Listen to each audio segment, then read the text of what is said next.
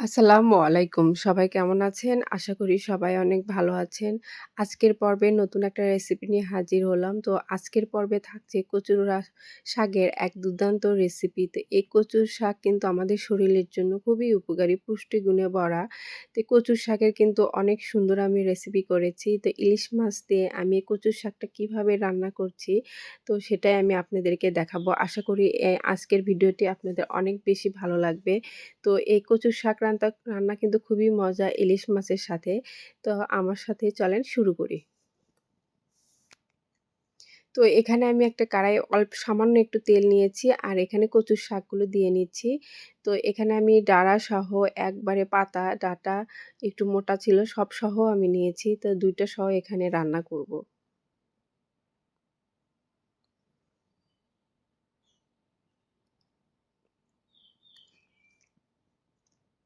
তো সবগুলো আমি এখানে দিয়ে দিয়েছি।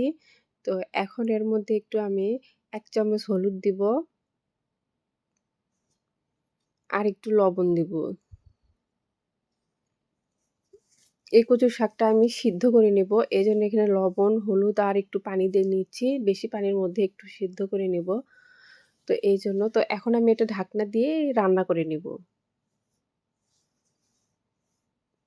তো এটার ভিতরে বলক চলে আসছে আর এগুলো প্রায় সিদ্ধ হয়ে আসছে। আর আমি কিন্তু এর নিচের ডাঁটাগুলো এগুলো সবগুলো নিয়েছি। এটা ডাঁটা সহ রান্না করলে খেতে খুবই মজা হয়। তো এভাবে কিন্তু পানি চলে আসছে যেহেতু এখানে আমি পানিও দিয়েছি। তো এটা আমার কিন্তু সিদ্ধ প্রায় শেষের দিকে। তো এটা আমার কিন্তু রান্না করা শেষ। এটা কিন্তু এইভাবে রান্না করবেন যখন দেখবেন একবারে ডাঁটাগুলো সিদ্ধ হয়ে আসছে, শাকগুলো সিদ্ধ হয়ে আসছে, সে পর্যায়ে চুলার আঁচটা বন্ধ করে দিয়ে এগুলো আপনারা পানি থেকে উঠিয়ে নিবেন। কারণ এখন বর্ষাকাল একটু গলা হয়তো চুলকাতে পারে। এজন্য আমি এটা ভাপ দিয়ে নিচ্ছি। তো এখান থেকে আমি ছেঁকে এই শুধু কচু শাক আর ডাঁটাগুলো তুলে নিচ্ছি আর এই পানিটা আমি ফেলে দিব। আর এভাবে কচু শাকটা রান্না করলে খুবই মজা হয়। তো এখন আমি তেল দিয়ে নিচ্ছি। আর এই কচু শাক রান্নায় কিন্তু অবশ্যই তেলের পরিমাণ আপনার বেশি লাগবে। তো আমি এখানে একটু বেশি করে তেল দিয়েছি। তো এখানে আমি পেঁয়াজ কুচি দিয়ে দিচ্ছি আর কয়েকটা কাঁচামরিচ দিয়ে একটু ভেজে নিব।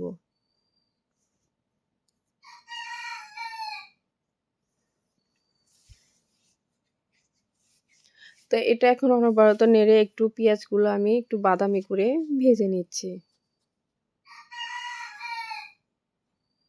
তো এখন এর মধ্যে একটু ফোড়নে আমি জিরা দিয়ে নিলাম। দিয়ে একটু বাদামি করে ভাজলে এটা হয়ে যাবে। তো এখন আমি এর মধ্যে ইলিশ মাছের মাথা আর লেজটা দিয়ে দিব। তো এখানে আমি এগুলো দিয়ে নিচ্ছি। এই তেলের ভিতরেই কিন্তু দিতে হবে এটা। ইলিশ মাছের মাথাটা আমি ছোট, ছোট করে কেটে নিয়েছি আর লেজটা ওইভাবে রেখেছি। তো এখন এই তেলের সাথে পেঁয়াজের সাথে এই মাছটা একটু সামান্য ২-১ মিনিট ভেজে নিতে হবে। আর এই রেসিপিটা আমি ধাপে, ধাপে মসলা এড করব। তো এজন্য আপনারা স্কিপ করবেন না। পুরোটাই দেখবেন যে আমি কখন কোন মসলাটা ব্যবহার করছি। তো তেলের সাথে একটু ২ মিনিট ভেজে নিয়েছি। নিয়ে এখন এর মধ্যে হলুদের গুঁড়া ১ চামচ, মরিচের গুঁড়া ১ চামচ দিলাম। যেহেতু কাঁচামরিচ এখানে দিয়েছি। দিয়ে ভালো করে আমি নাড়িয়ে নিচ্ছি। আর এটা আমি কিন্তু খুব সুন্দর করে ভাজতেছি। যেহেতু পেঁয়াজটাও ভাজা হয়ে যাচ্ছে, আমার ইলিশ মাছটাও ভাজা হচ্ছে। তো এখন এর মধ্যে কিন্তু একটু লবণ দিয়ে নিলাম।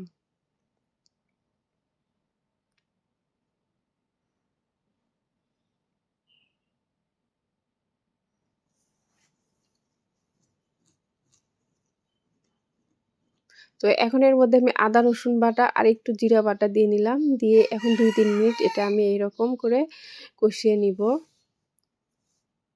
আমি কিন্তু এখানে কোনো পানি ব্যবহার করব না। এই রান্নায় পুরাটাই আমি এখন পানি ছাড়া করব।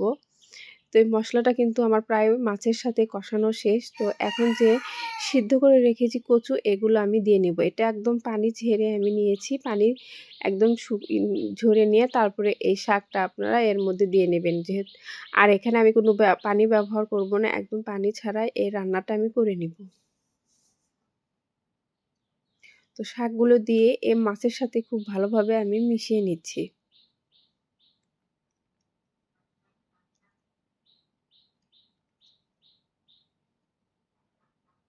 তো খুব ভালোভাবে এগুলো মিশিয়ে নিতে হবে। তো এখানে আমি ২ টা তেজপাতা দিয়েছি।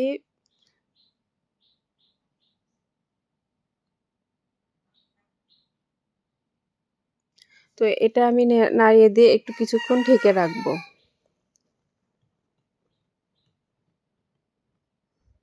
আর এই রান্না কচু শাকের আমি যেভাবে করেছি এভাবে রান্না করলে খেতে আসলে অনেক মজা হয়। আপনারা একবার হলেও বাসায় এভাবে ট্রাই করে দেখবেন। এই কচুর শাকটা মুখে লেগে থাকবে।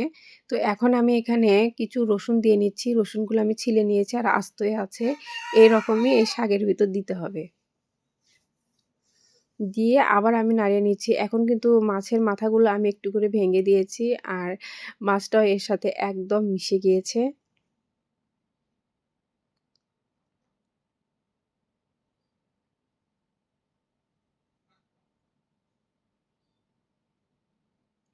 এটা কিন্তু অনবরত এভাবে নেড়ে দিতে হবে। তাছাড়া একটু তলানিতে লেগে যেতে পারে। তো এখন আমি ১ পিস লেবু এরকম চিপে রসটা এখানে দিয়ে দিব।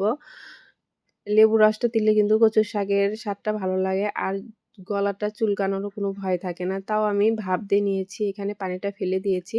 তো এমনিতেই কচুর শাকটা মজা লাগবে খেতে। তারপর আমি একটু লেবু দিলাম সামান্য। তো লেবুটা দিয়ে খুব ভালোভাবে এর সঙ্গে আমি মিশিয়ে নিচ্ছি।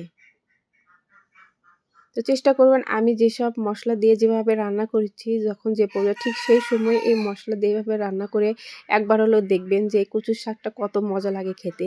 তো এটা আমার রান্না শেষ। তো আমি এভাবে পরিবেশন করেছি। আর এই কচুর শাকটা আসলে অনেক মজা ছিল। আমার পরিবারের সবাই কিন্তু অনেক বেশি পছন্দ করেছে। তো আপনাদেরও কিন্তু এভাবে পছন্দ করবে যদি বাসায় এভাবে রান্না করেন।